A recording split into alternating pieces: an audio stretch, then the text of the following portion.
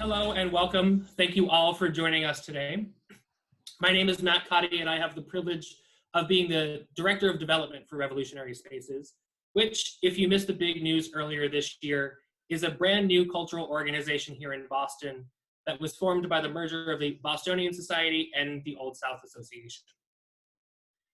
Through a wide range of dynamic programs and community partnerships, we bring people together to explore the history and continue the work of democracy that is so singularly evoked by the two national treasures we care for and interpret, the Old South Meeting House and Old State House. I'm incredibly excited to be part of the Revolutionary Spaces team and be working with such a dedicated staff who have been working hard over the last 2 months to transform our programming and fundraising efforts into the virtual world, adapting so we can still carry out our mission while adhering to physical distancing guidelines. Before I turn the mic over to today's moderator, I wanted to quickly mention that the Revolutionary Spaces team have been and will continue to be launching conversations and virtual events like today's. So please stay on the lookout for email invitations and social media posts for future events. Today, we'll be hearing from Patrick Gabridge, Producing Artistic Director of Plays and Plays, and Nat Sheidley, President and CEO of Revolutionary Spaces. They'll share reflections of what the power of place means in the world of theater and public history. Patrick and Nat will talk about how we've grown our site-specific theater programming at the Old State House, including the production of Blood on the Snow and Cato and Dolly. Through our partnership with Plays and Plays, history and theater have come together to engage and educate audiences in the rooms where it happened. And in case you hadn't heard, we're very excited to continue our partnership through a newly commissioned play about Crispus Attucks, a man of African and Native descent who was the first to die at the Boston Massacre. The play is currently being developed and will be mounted at Old South Meeting House later this year.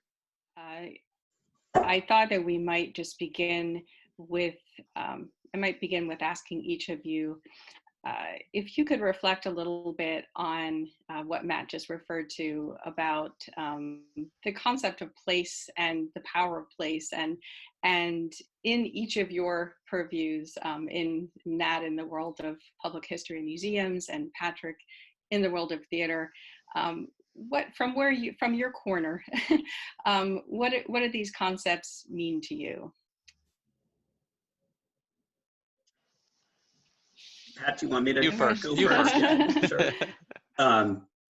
So yeah, and I think actually it's really productive to put the public history and the theater perspective on the power of place together, because I feel like working with Patrick to bring theater to our historic sites has helped me to understand place in a new way. But just, I think from the perspective of historians, when we talk about the power of place, we're talking about the transporting power that comes from coming into contact with the materiality of something that dates to the past, right? That, you know, I think I may have first experienced it as a kid strolling around the grounds of Old Sturbridge Village, but you also get it as a historian in the archives when it's not the words, it's the feeling of touching something that other human hands have touched at a different point in time, where you can have it standing in a place that's saturated in a particular historic event, a place where it feels like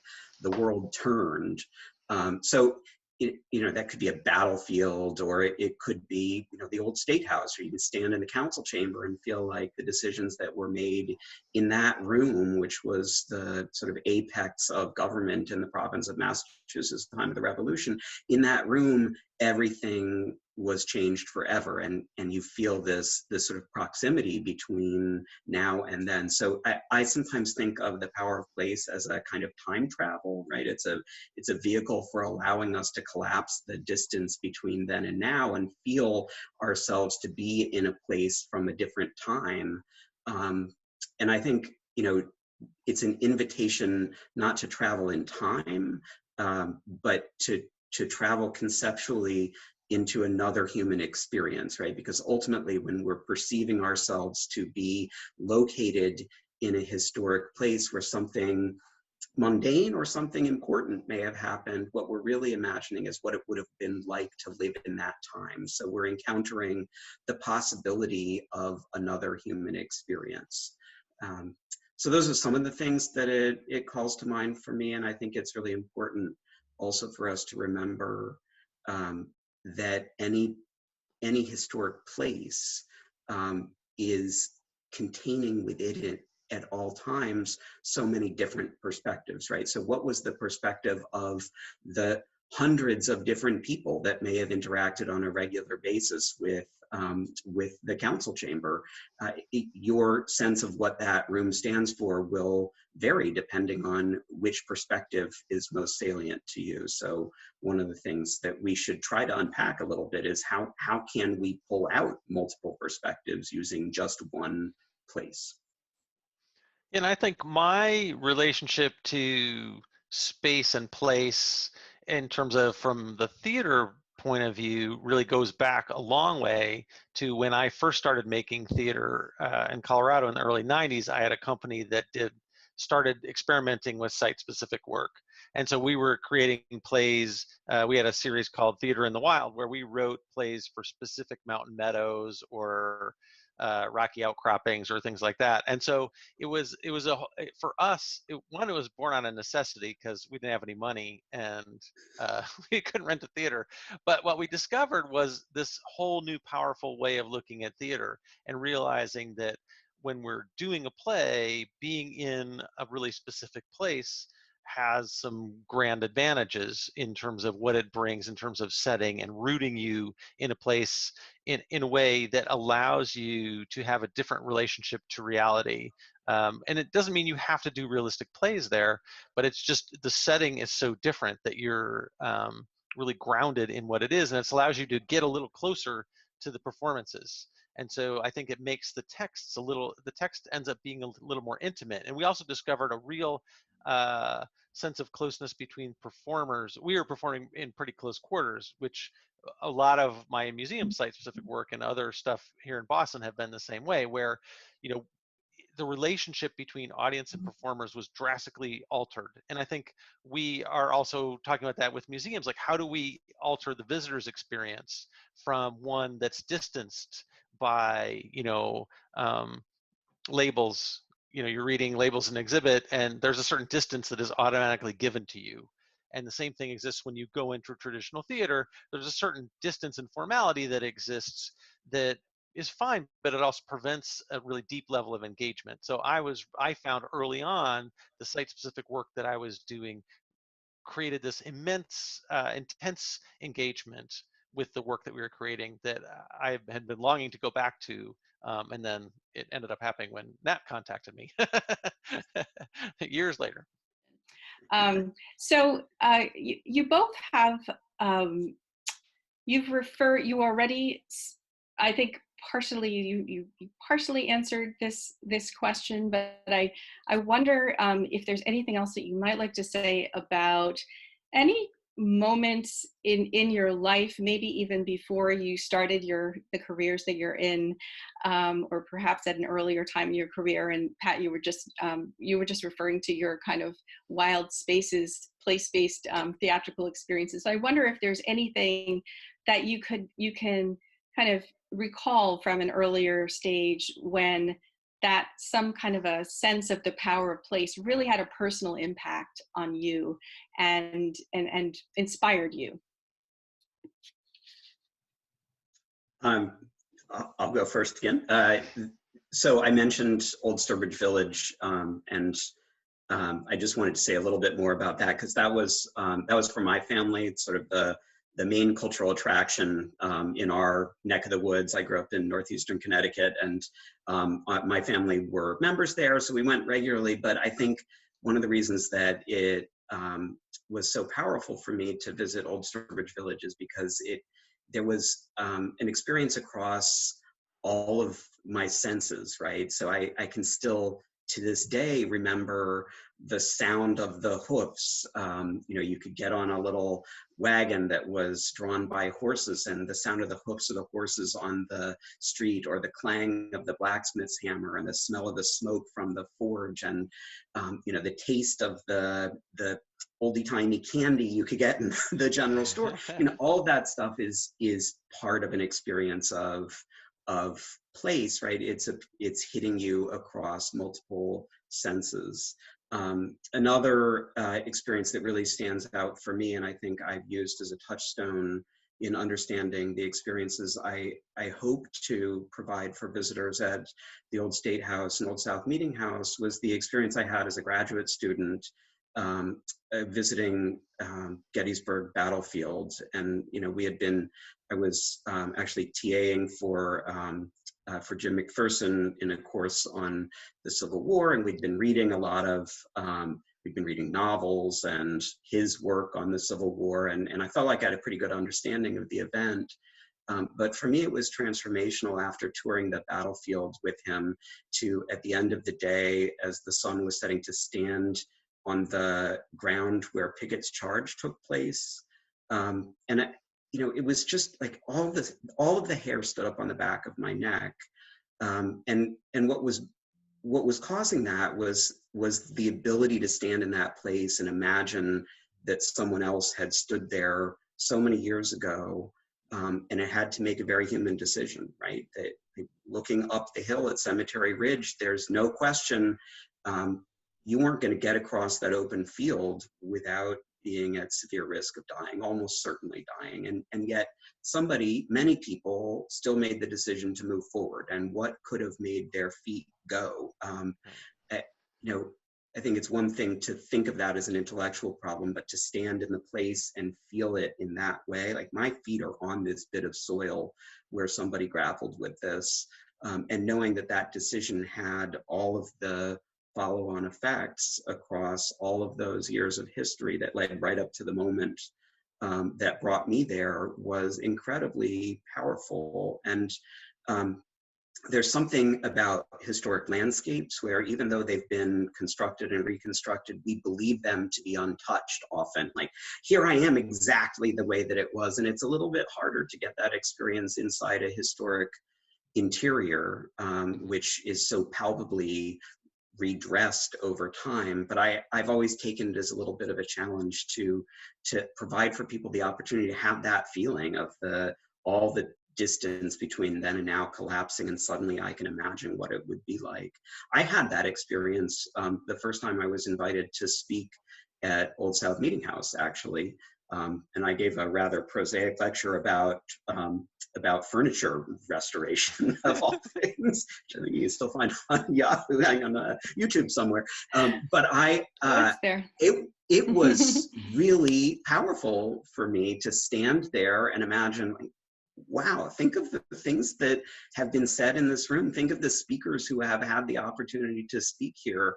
And I think that hall still, to me, brings that feeling of, like, this is where so much happened, and here I am standing in the midst of this rich history. Yeah, I think I had that feeling as a younger writer when I was doing some research on a book I was hoping to write about racially integrated neighborhoods, and took a trip to Memphis and went to the Lorraine Motel. And it was like, oh, I mean, you can read about the assassination and everything, but then when you actually go to the spot, it just, you feel it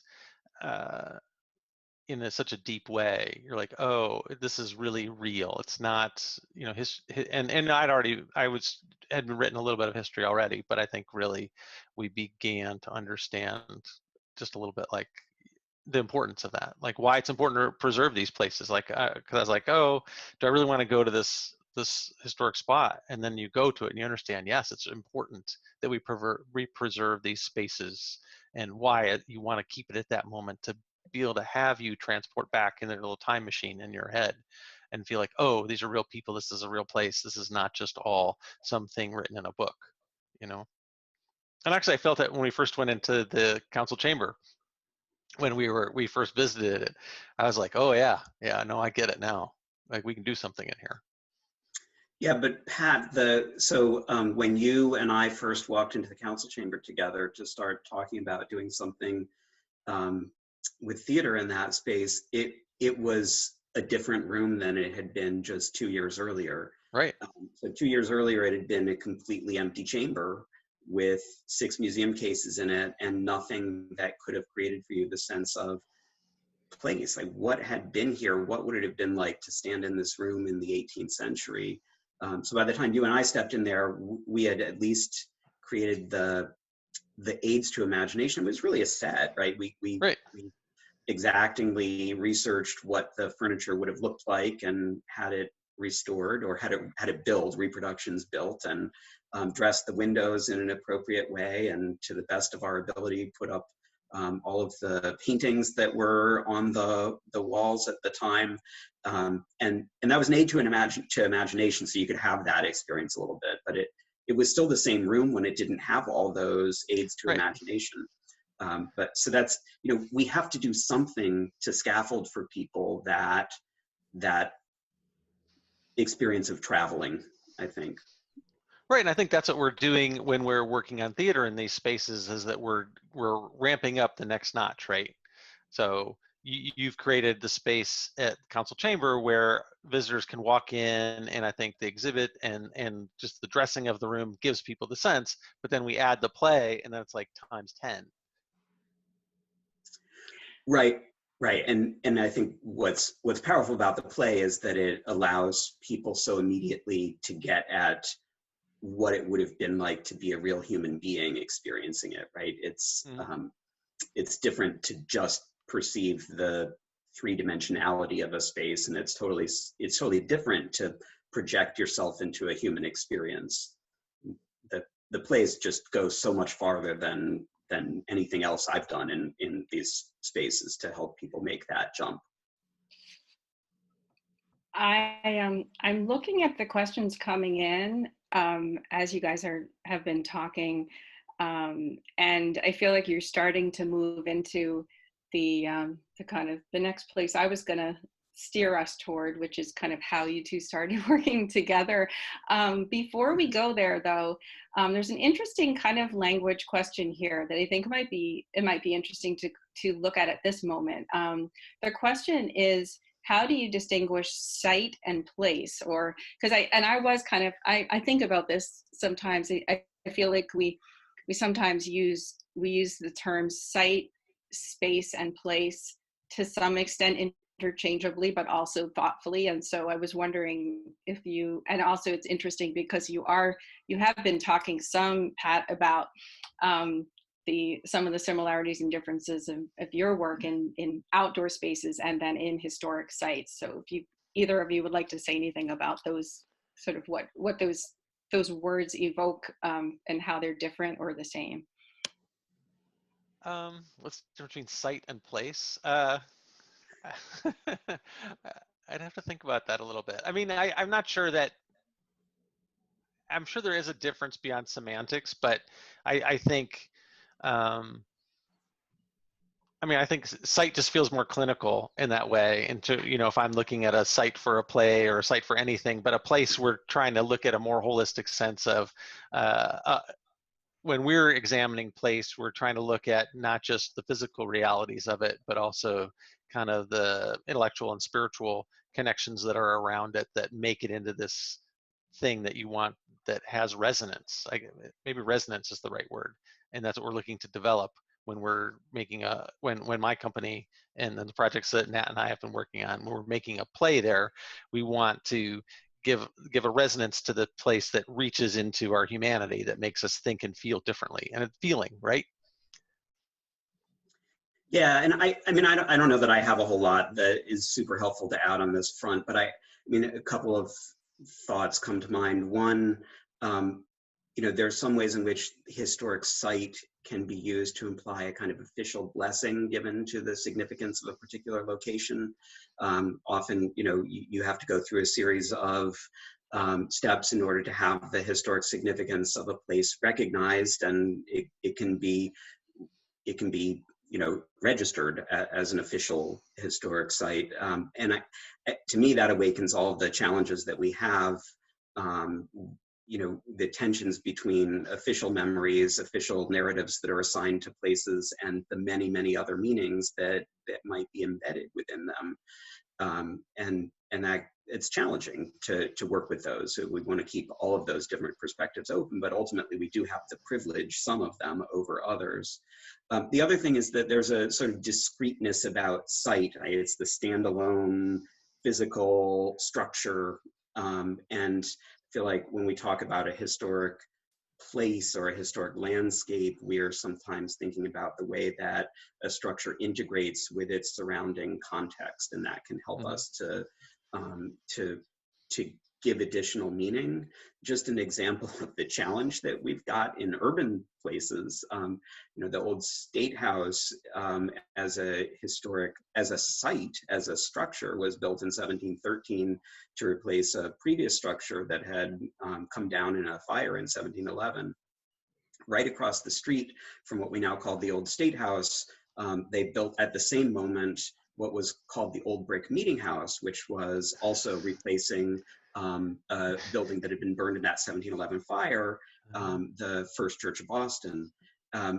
The townhouse, the old State House, was built to give expression to the vision that Boston merchants had for the future of their town, whereas the first church, the new First Church, was built to give expression to what the clergy thought Boston's future should look like.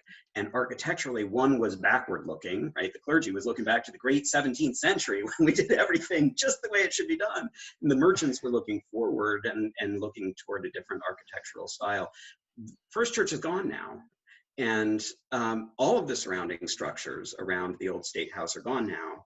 And we continue to see the site as significant, but we can't read the way in which it spoke as a place, as part of a neighborhood any longer, because those buildings that it was in conversation with are gone, and the streetscape that it was part of was gone. The best we can do, actually, is stand at the windows in the council chamber that look down State Street toward Long Wharf, because that's the same view that you had, and you can still get the feeling of how the building spoke to the harbor and how the harbor spoke to the building. So to me, site, we want to look beyond and think about the way that sites connect into larger spaces. Yeah, I think that's an interesting point too, because I think that's also true for Old South Meeting House, that, the surrounding of it doesn't really make sense for where it is. And so, when you're in it, you kind of feel it. And I think I'm excited about bringing theater there because we don't have the context in the neighborhood to give the feel for it. So we want to inject back into it some of the feel to bring us back, to make us think, to understand the full context of the building within and without. And we can do that with theater, I think. Yeah, Pat, I'm actually thinking as you speak about what I think is one of the most powerful scenes in Blood on the Snow, set in the council chamber of the old State House the day after the Boston Massacre, which is powerful precisely because it allows people to imagine what was outside the building and how the building spoke to the town. And that's when, the town meeting is they're moving from Faneuil to Old South Meeting House, and boy, are the people inside the council chamber terrified that they're coming for them, not just walking past the building. But that allows us to imaginatively locate the place that we're inside this room in a larger landscape. And that's really helpful to creating a sense of what the human experience of that room was, because people weren't thinking what was inside these walls. They were thinking about the larger world they were part of. Mm-hmm. Yeah, and I think that's where we use imaginative engagement to pull where the advantage of doing this in a site-specific space is that the audiences already have a grounding in place, so we can use their imagination and project it outside of the space a little bit. When we're in a conventional theater, we can do that a bit, but also we've used up a little bit. I always think that audiences have a certain amount of imaginative reserve, and so as you pull that away and use it to create them being in the space that you want them to be in, you lose the reserve. But when you're grounded in the space already, we have extra that we can use to project around us to the context, I think. Oh, that's fascinating. I'm I'm looking at the questions. We definitely are, there definitely is a lot of interest in the question that you've raised a couple times already, Nat, sort of touched upon, which is about privileging, which stories we privilege, and how we can, and how you have been, and the interest in giving voice to some of the stories of the people who are not rich and powerful. There's definitely interesting coming back to some of that. I wonder if you could just tell us a little bit about how the two of you, how you first started, what was the impetus for the beginning of working together on that first project a few years ago. Pat, do you want to start in the middle of the story and then I'll supply the backstory, or do you want me to start? Well, I got a call out of the blue. Nat said, "Hey, as I recall, it's so long ago. This is in 2013. Wow. And this guy emailed me and said, "Hey, we're doing a play. I'm looking for a playwright, basically, and was wondering if this might be something that you might be suited for. Some people had recommended you, so maybe we could meet and talk about it." And I was like, "Sure." I'm someone who says yes very quickly. Well, and Pat, your name came up when I asked around as a playwright who was conversant with history and who was really comfortable doing site-specific work. And those were sort of two of the three criteria. The third one was I really needed to find somebody who could be a thought partner and a collaborator rather than want to own the creative process exclusively, because it felt like there was going to be some working it out to do. And your name came up high on that list as well. So you were the perfect playwright for the project. But the genesis of the project was twofold. One was, it was sort of an extension of the work of creating a sense of place in the council chamber that we had just in 2013 opened the sort of newly restored council chamber. That was a signature project of Bostonian Society for the 300th anniversary of the old State House in 2013. And, it did feel a little bit like we created a set and now we needed to put people in it, and what would that be? But the other thing that happened that year was the terrible bombing of the marathon finish line here in Boston. And I think the experience that I had of moving through the aftermath of that really, so it made me think about the way we were telling the story of the Boston Massacre, because we had been telling the story of the Boston Massacre as the story of politics, right? How do you get to this event? What is the chain of things that led to this event? And then what were the political repercussions of it? And what we were totally missing was the lived experience of being in Boston and experiencing that tragedy, and every life being touched in some way. Everyone knew someone who was in the square that night, and probably most people knew someone who lost their life. And many people knew the soldiers as well. And I really felt like, having seen the emotional dynamic that we had gone through as a city, what we needed was an opportunity to see something like that in the past that would allow us to come at what we had been through as a community without coming at it head on. Like, we could look at the past and feel a resonance, and it might give us a different understanding of what we've just gone through. And in the process, it would also give people a better understanding of this historical event, which we hadn't been doing a fantastic job of interpreting for people. And that was where I started. And I was very fortunate to have fallen into conversation with a scholar from California, Bill Warner, who was working on a book in which the day after the Boston Massacre played a really pivotal role. And it became clear that it was an incredibly dramatic moment, and it really deserved to be explored. The other thing was that it was clear that the anti-hero of the larger revolutionary story, the way that the Patriot generation had told it, Thomas Hutchinson, was actually the protagonist of this moment. He had been the person who tried to find a way to to help Boston through this moment of crisis. So I went to Pat after I was connected to him. Pat, I went to you and I said, like, this is what I think the story could be. And I think that my one criterion is that Thomas Hutchinson has to be the protagonist in this thing. But I really value the nature of the collaboration, because we didn't end up with that play. We ended up with a different play. And I think it does many of the things that I'd imagined, but in a very different way. But it's a truer work. It's a truer work of art than would have been if you had just executed on, Nat's crazy vision. Well, I think, a lot of what was cool was, I think you were inspired by this moment around the marathon bombing to really think about community and relationships within it. But it all still led us back to this moment. I think Bill Warner's work too, around the day after, kind of crystallized like because the thing with site-specific plays like this is that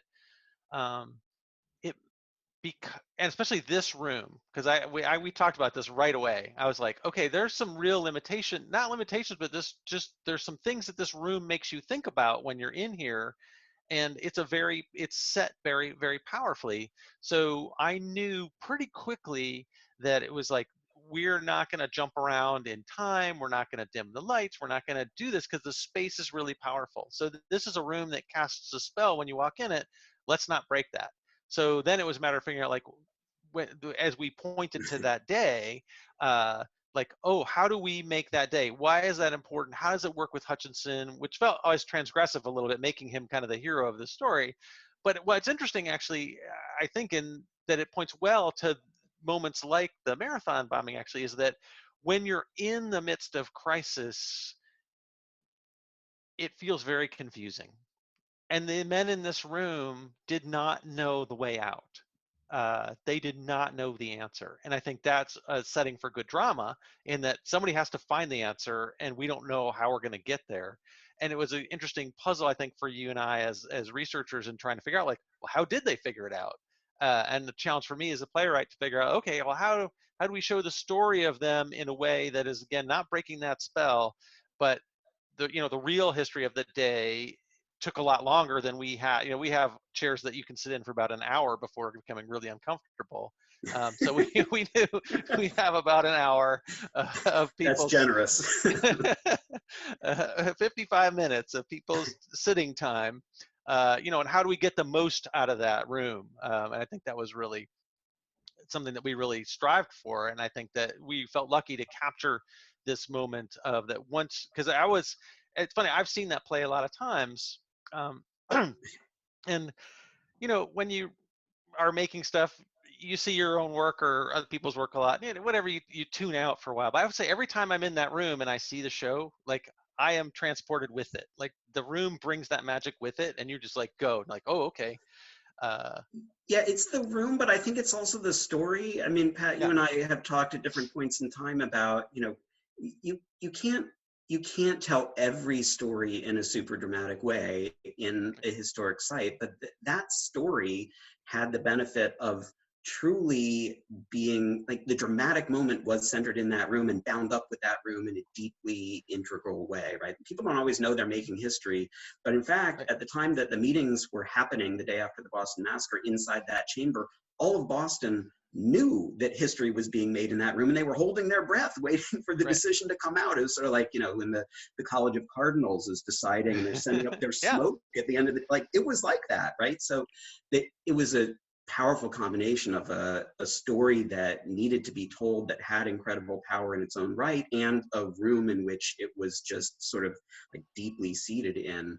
And as we have moved on to other work, and now as we're thinking about citing a play or multiple plays at Old South Meeting House, I find myself always thinking through that lens, like, what is the story that we should be telling in this place? And it does come back to that, like, there's so many different perspectives, and I'm leery of privileging one, but in that room, that story, it really wanted to be privileged. Right, and I think, but even when we bring back the petition, what's cool is we realize that there are other stories and that we can bring them back in other versions. But I think when you take a first hit at something, at a space, sometimes there is a story that leaps out. You're like, okay, this story has, obvious dramatic potential and huge repercussions for the entire country. It's like, okay, we should tell this story. We should not miss our chance to take a swing at this one. Right. But some sites, some spaces are trickier, like, or it's just so obvious, like Old South Meeting House. Like, okay, Tea Party start is super obvious, but I think the question we're asking is like, well, there are other stories and other perspectives that we can tell from that room that aren't necessarily obvious, and that's kind of a fun thing too. And then the door comes along. We brought some images of some of the work Yeah, we should look. that we've Yeah. done. Should we pop into that? And I was do just going to suggest that. Yes. yeah, because Let's, not everybody who's joined us has probably seen these Right. works, so we should What? give people a little context. There'll be an You have to show opportunity. your ticket stubs to sign up. I thought that was a requirement. Oh. Why don't you narrate? Yeah, so this is a moment of high drama. This is actually when the town meeting is moving, and the people in the room think that the town is going to storm the State House and maybe take them out, kill them, something. So it's high drama, and it's just really great moment. And our photographer, Niall Haver, was able to capture this moment for us really great. But you can see the audience in the background too. Like the audience is right there with us, which is great. Just to clarify, this is from Blood on the Snow, which you. This is just Blood on the Snow, right? referring In to the first. 2016. Yes. Checking. Yeah, and you can see there that, right, that's the council chamber. We didn't build that set for the play. That room had been recreated in that likeness as part of the exhibition that was in there. But it sure made a great set for the play. Yep.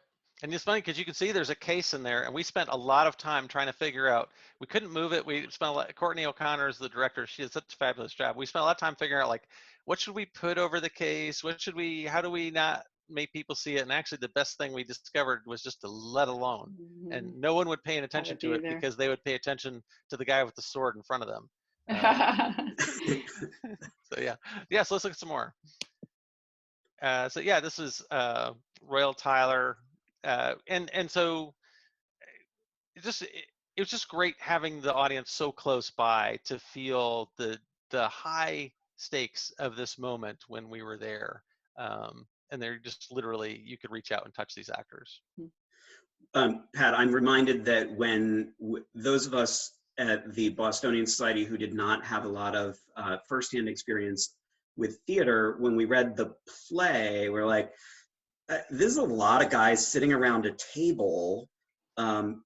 Is this really going to be of interest? Is it really going to feel dramatic to anybody? And it really was, it was the actor's work and bringing it to life, but really Courtney in the way she blocked this and moved people, that it was very kinetic, right? And there's a ton of moving around the table to make sure that no matter where you were sitting, you could see the actors and their expressions at different points, and it created an energy.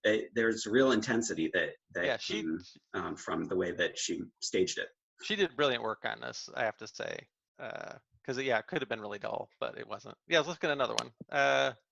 Yep. So again, one thing that we did learn also is that, like, this play had a lot of detail that you can see even more because you're up, like, the audience is not much farther away from this. So we spent a lot on costumes for this project because we weren't adding lights or additional sets or anything like this, but the costumes really helped set the spell as well. Okay, let's go to the next one because I'm watching the clock now. And kind of cool was like I said, we did not, my philosophy towards site-specific work is also to add as little as possible. So we did not add banks of lights or things like that. We want to give the sense of the space as it is and let the space do the work. But this is the final moment of the play, and it just happens to be the city lights give a great glow on Dale Place, who played Hutchinson. So well. Yeah, and I'll just cut in there to say Dale and the other actors as well. I think for them it was really an odd experience to be able to say to themselves, so I'm looking out this window and that's the window that the governor looked out during the event that I'm portraying, as sort of strange out of body experience that it gave them. Yeah, it is an unusual experience for actors for sure. Yeah, so then we moved on to a whole new challenge of writing a play about a door um, instead of just a place. So this is from Cato and Dolly in 2018. And then this was a whole different experiment. And I think, Nat, you can talk about how the institution is really working on some of the questions that we're seeing here, like how do you find different voices? And this was an example of a play that was trying to show some voices about a Hancock artifact that wasn't John Hancock. Right. So we have in our collection the original front door of the Hancock House, which was torn down in 1863, and because of Hancock's celebrity, and because the cause was an important cause in Boston, trying to preserve the Hancock House, a lot of people kept different relics from the Hancock House, and the door came to the Bostonian Society, and of course it's so deeply associated with this one figure.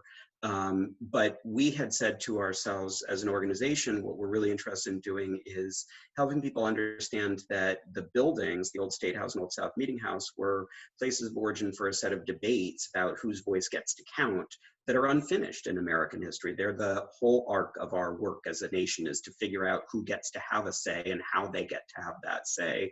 So we felt like in exhibiting the door, the last thing we wanted to do was say, look, here's John Hancock's door.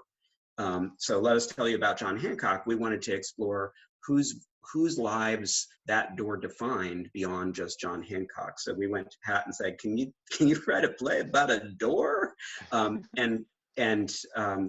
think, Pat, you were the one who really found your way to Cato and to John Hancock's wife as the kind of the through lines, the narrative arc for this particular play.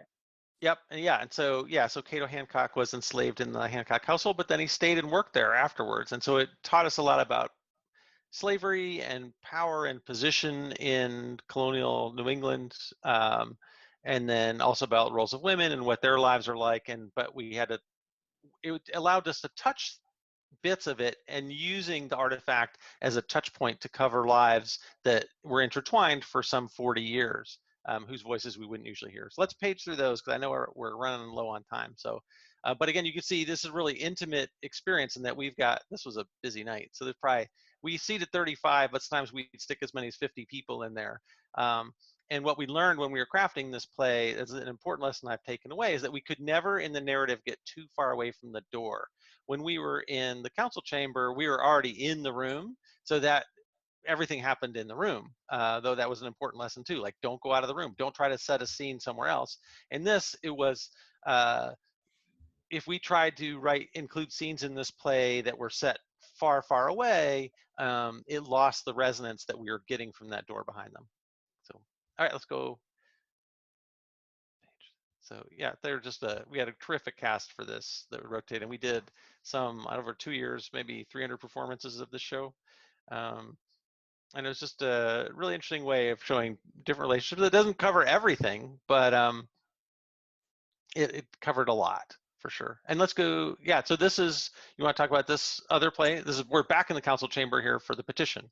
Yeah. So this was a play that Cliff Odell wrote for us, and our staff member at the Bostonian Society last year, John Ferreira, who has a theater background, directed, and it explores the anti-slavery petition that was brought by people of color in Boston to the council, to the governor and the council in 1774, and it uses natural rights language that it's precisely the same language that will be used in the Declaration of Independence 2 years later, and we ran this during daytime hours during August and part of September last year, and it gave us a chance to immerse people in a little bit of the experience of the room, but also we could use it as a jumping off point for a set of conversations about the experiences of folks very different from the governor and the council, the wealthiest men, the most powerful men in Boston at the time, and allowed us to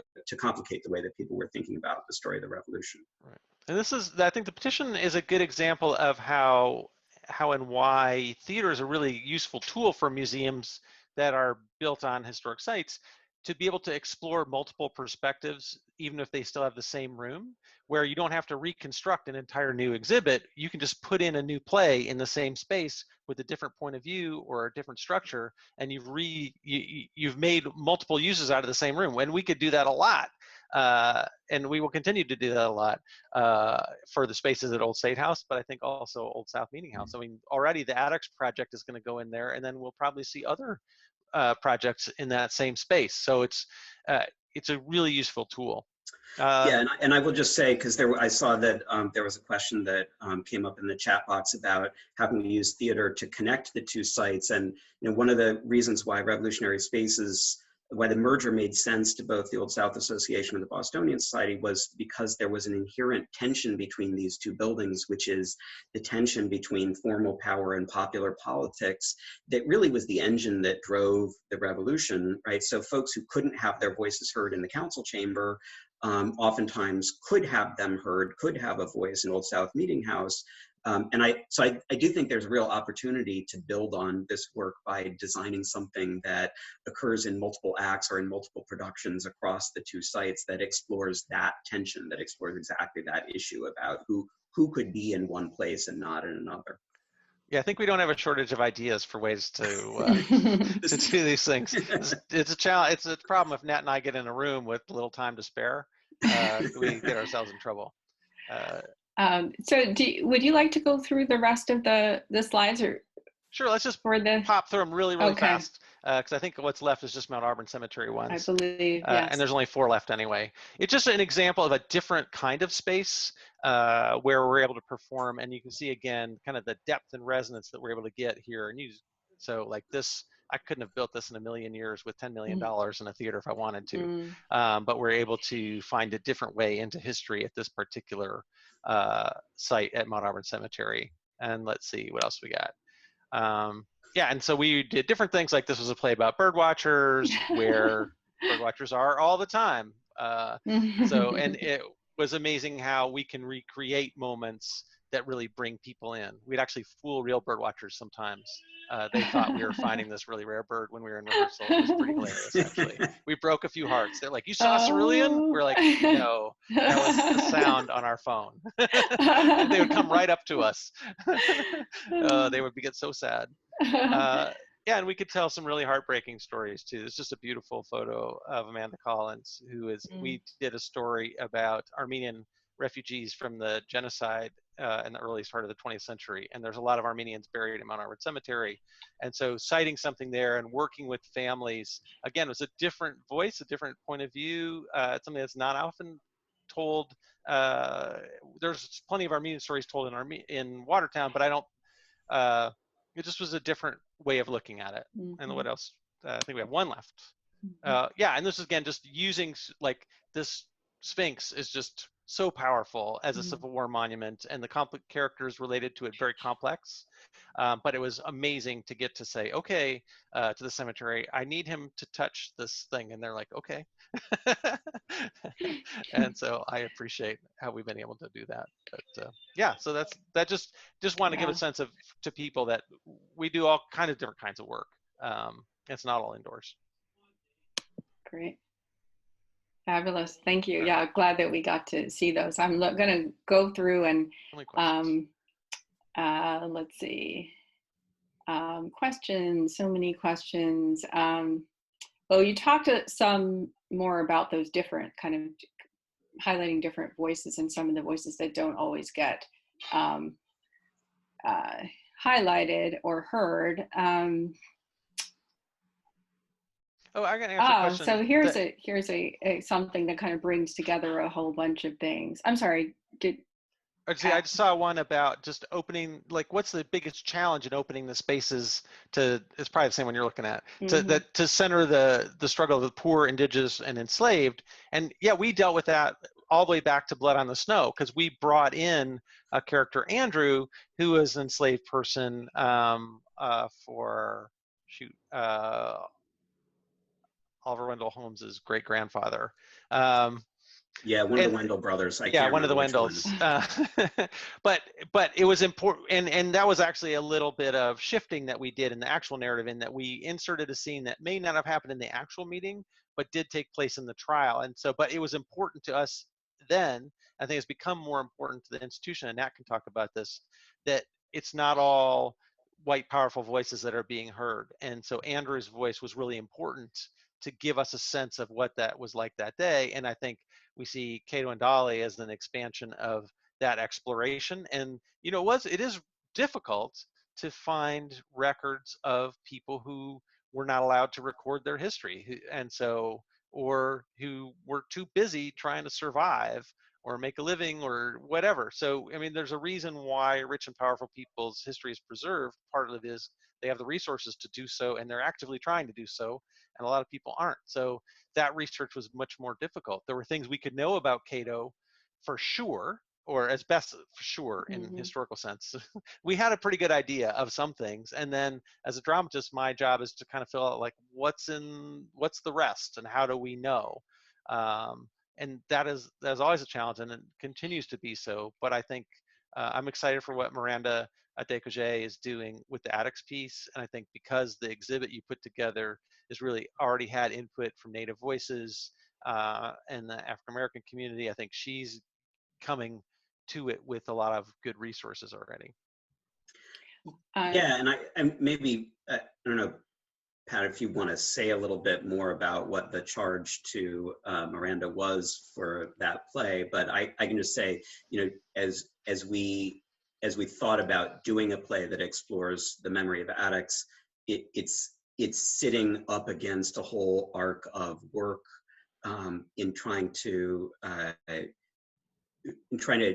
show folks the way in which memory is selective, and the selective use of memory can become a political tool at different points in time, right? So Attucks, the exhibition that's currently not accessible, but will be as soon as we reopen at the Old State House, explores the way in which Attucks, who was a figure in the story of the massacre, was at first not a central figure in the way it was remembered, and later was elevated by Black abolitionists and by civil rights leaders as a touchstone for our ongoing conversation about racial justice in Boston and in the country.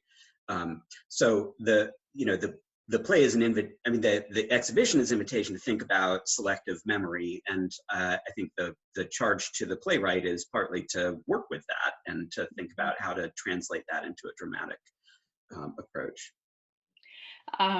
So thank you both. We're getting to the end of time, and I see that I wonder, Pat, if there's anything that you haven't said already that you would like to say about what you're most looking forward to in upcoming works, including the Attucks play that is currently being written, and any other possible works that you see in the future for working with revolutionary spaces. Well, I'm super excited about the Attucks project. I mean, I think Miranda's a very talented writer. We've got Pascal Florestal directing, and so I think I'm excited to bring some new people onto our team and see what they come up with. And I'm excited to bring my experience working in these spaces in them. And then we're already talking about new projects, which I cannot wait to sink my teeth into. And I think, we're talking a lot about Old South Meeting House, what's this notion of voice? And I'm interested in finding that out. So I think that space gives us a lot of room to experiment in different ways. And I'm excited about that. Okay. All right. Well, thanks to both of you. I know that I think we touched upon at least some aspect of at least most of the questions that were posted, but we will have some other opportunities, I'm sure, to come back to these questions. And apparently the next time that you schedule me and Pat to talk about this subject, we should double the amount of time. Apparently. Absolutely. We're just getting started. So thank you all for coming, and we'll turn things over to Matt Cotty to close out the program for this evening. Thank you, Erica. Thanks, Erica. And before we wrap up, I just want to say thank you again to Patrick and Nat, and to Erica for moderating today's conversation. And obviously a huge thank you to all of you for joining us. As Erica said, I know there were a lot of questions, a lot of great questions in the chat that we weren't able to get to. And we'll make sure that we were able to respond to those questions within the next coming week or so. And as I mentioned earlier, over the next few months, we'll be launching a number of virtual events for our members and donors and for the general public, including more around the power of place and history theater. So please be on the lookout on social media and in your inboxes for more information about these events. And if you're not already a member or you would like to support our work, you can join or donate or find out any more information about Revolutionary Spaces at revolutionaryspaces.org. Also, be sure to follow us on social media, Revolutionary Spaces on Facebook, and at Rev Spaces on Twitter and Instagram. So thank you all again. Stay safe and have a great evening.